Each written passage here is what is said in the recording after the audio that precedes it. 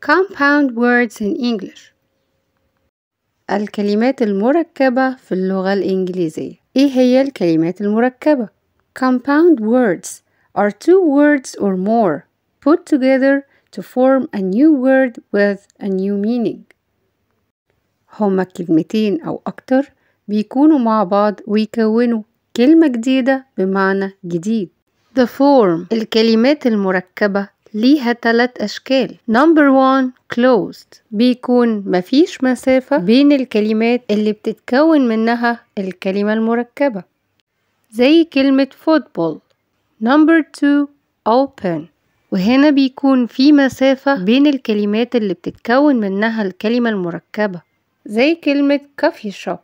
Number 3 hyphenated. بيكون في hyphen ودي شرطة ما بين الكلمتين اللي بيكونوا الكلمة المركبة زي كلمة check in. وفي كلمات بيكون ليها شكلين زي كلمة ice cream و check in. يلا نشوف أمثلة. panhandle, lifeguard, windshield wiper, homemade, handmade, cardboard, greenhouse, bookshelf, jelly beans, jellyfish, pancake, runway, shipwreck, newlyweds, newborn. مجموعة من الأسماء المركبة واضحة المعنى.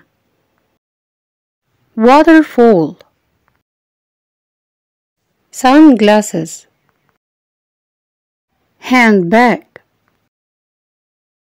campfire, zigzag. tricky compound words. في كلمات مركبة بيكون معناها بعيد جدا عن الكلمات المكونة ليها ودي أمثلة ليها. somewhat معناها قليلا. The price was somewhat high. wayward متمرد ومشاكس. He is a wayward kid. newbie مبتدئ. I am a newbie in learning programming. handsome صفة للرجل بمعنى وسيم وجذاب. killjoy ومعناها مفسد للمتعة. He cancelled the party.